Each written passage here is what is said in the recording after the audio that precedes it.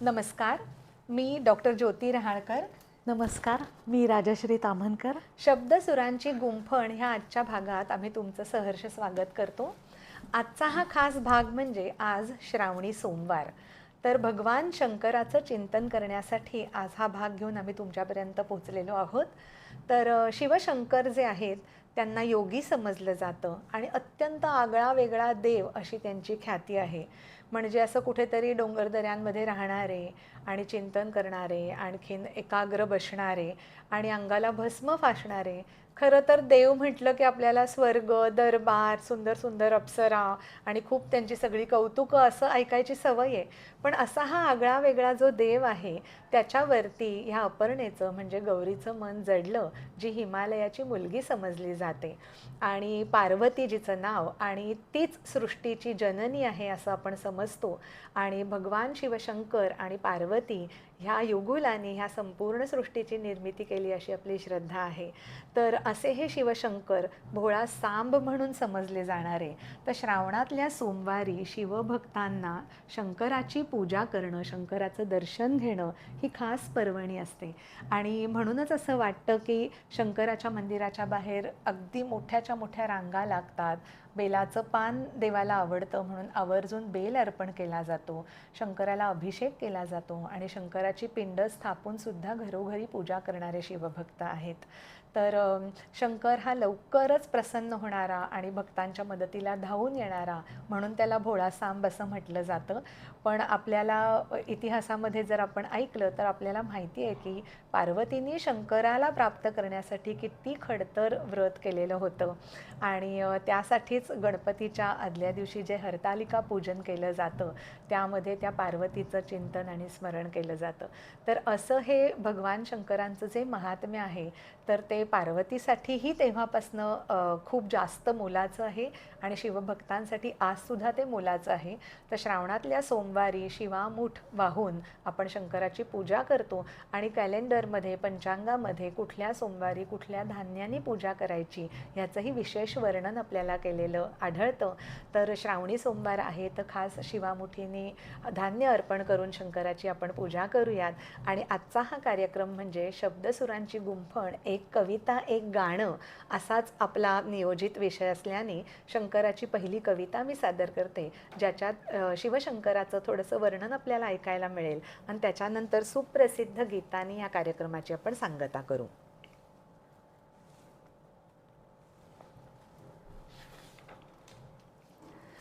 रुद्राक्षमाला घालून कंठी, शिरी चंद्रमा तू रे रुद्रा.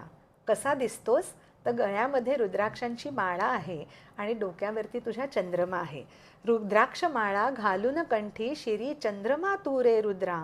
वल्कल नेसून भस्मही फासून, वनात रमसी तू रे रुद्रा. संहारक तू, संहारक तू तरी तारीशी. म्हणजे तू संहार करतोस पण भक्तांचं तारण पण करतोस. संहारक तू तरी तारीशी, भक्तगणांना तू रे रुद्रा. गंगेचा तो प्रपात डोई, वरती झेलसी तू रे रुद्रा. संपूर्ण ती अवतीर्ण होणारी गंगा जर त्यांनी डोक्यावरती घेतली नसती तर केवढा मोठा प्रलय आला असता, सगळा हाहाकार झाला असता. तर त्याला सहज जटेमध्ये धारण करणारे हे शिवशंकर म्हणून म्हणलंय, गंगेचा तो प्रपात डोई, वरती झेलशी तू रे रुद्रा. विषप्राशन करून सहजे. अगदी समुद्रमंथन झाल्यावर जे विष वाट्याला आलं ते भगवान शंकरांनी प्राशन केलं आणि म्हणूनच त्यांना नीळकंठ असं म्हणलं जातं. तर अगदी सहजपणाने ते विष त्यांनी पचवलं, तिथल्या तिथे थांबवलं म्हणून त्यांचा कंठ फक्त निळा झाला. तर विषप्राशन करून सहजी, जीवदान तू देसी रुद्रा. म्हणजे आम्हाला तारलंस, आम्हाला जीवनदान दिलंस. निर्मोही तू, सांब तू भोळा, नृत्य प्रवीणही तू रे रुद्रा. आपल्याला नटराज ह्या रूपामध्ये शंकराचं नृत्य प्रावीण्य ठाऊकच आहे. तर जे नर्तक असतील त्यांच्यासाठी हा नटवर किती श्रेष्ठ आहे हे सुद्धा ह्या वर्णनात कळतं. कोप तुझा रे असा अनावर. आपल्याला माहिती आहे त्याचा राग सुद्धा काही साधा सुद्धा नाही आहे. एकदा कोपला, तिसरा डोळा उघडला की संपलं, हे म्हणूनच म्हणतात. कोप तुझा रे असा अनावर, प्रलय रूप रे तू रे रुद्रा. तुझ्या प्रसादे दुःखही शमते, प्रसन्न भावे तू रे रुद्रा. प्रसन्न भावे तू रे रुद्रा. फारच छान झाली कविता, अगदी सुरेख. तर तुझ्या कृपेने आमचं दुःख हरण होणार आहे, तर तू आमच्यावरती प्रसन्न हो अशी प्रार्थना करूयात आणि पुढे गीताकडे वळूयात.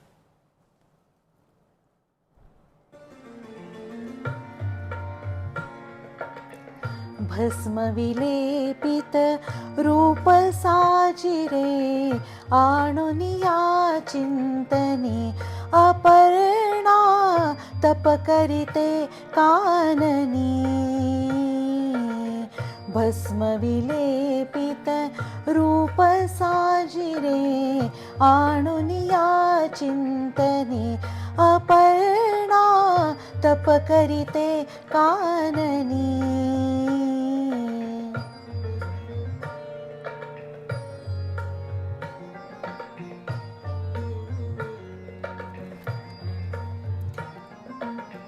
वैभवभूषित वैकुंठेश्वर तिच्यापि त्याने योजियलावर.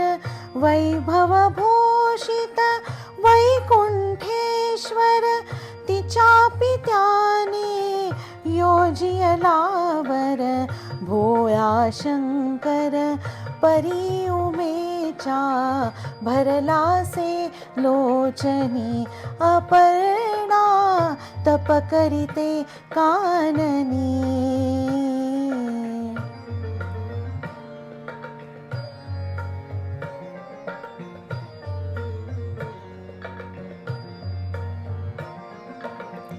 त्रिशूळ डमरू पिनाकपाणी चंद्रकला शिरी सर्प गयातुनी. त्रिशूल डमरू पिनाकपाणी चंद्रकला शिरी सर्प गयातुनी.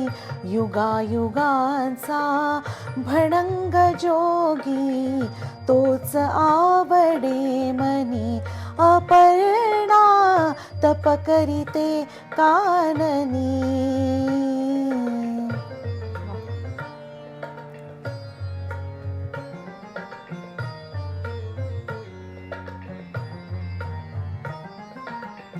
कोमल सुंदर हिमनग दुहिता हिमाचलावर तप आचरिता.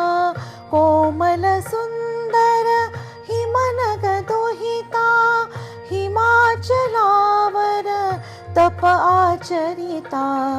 आगी मधुनी फूल कोवळे फुलवीरा त्रंदिनी अपर्णा तप करिते काननी. भस्म विलेपित रूप साजिरे आणुनिया चिंतने अपर्णा तप करिते काननी. खूपच सुंदर. सगळं चित्र डोळ्यासमोर उभं राहील असं त्या व्रताचं वर्णन ह्याच्यामध्ये दिसतं, शंकराचं वर्णन दिसतं ह्याच्यामध्ये. आणि आपल्याला माहिती आहे की किती श्रद्धा लागते, किती भक्ती लागते, किती ओढ असावी लागते, तरच ही शुद्ध निर्मळ परमतत्वाची प्राप्ती होते, नाही का? तर संसाराची रथाची जशी दोन चाकं असतात, एक स्त्री आणि पुरुष, तसंच प्रकृती आणि पुरुष म्हणजेच रूपकात्मक दृष्टीने शिव आणि पार्वती. तर साक्षात जगदंबेला सुद्धा शंकराची प्राप्ती करण्यासाठी इतकं खडतर व्रत करावं लागलं. आणि म्हणूनच म्हणतात ना की मनी नाही भाव आणि देवा मला पाव. असं करून चालत नाही. देवाकडे जायचं तर ते मनामध्ये पूर्णपणे ओतप्रोत भाव भरलेलेच असले पाहिजेत. नाहीतर केवळ एक कृती म्हणून देवाची भक्ती करणं आणि मनातून करणं ह्याच्यामध्ये खूप सारा फरक आहे. तर ह्या श्रावणी सोमवारच्या तुम्हा सर्वांना खूप खूप शुभेच्छा. आणि मला खूप आनंद होतो की आम्ही दोघी मिळून हा कार्यक्रम सादर करतो, तेव्हा अजाणतेपणाने काहीही न ठरवता आमचंसुद्धा थोडंसं चिंतन होतं आणि आम्हालासुद्धा देवाची भक्ती करायची संधी मिळते. आणि हा कार्यक्रम जसा तुम्ही आनंद घेता तसा तितकाच आनंद हा कार्यक्रम सादर करताना आम्हालाही होत असतो. तर असेच भेटत राहू. तुम्ही आमचा हा चॅनल सबस्क्राईब करा, आवडलं तर कमेंट करा, शेअर करा आणि सगळ्यांपर्यंत ही गुंफण पोचवायचा प्रयत्न करा. धन्यवाद. धन्यवाद.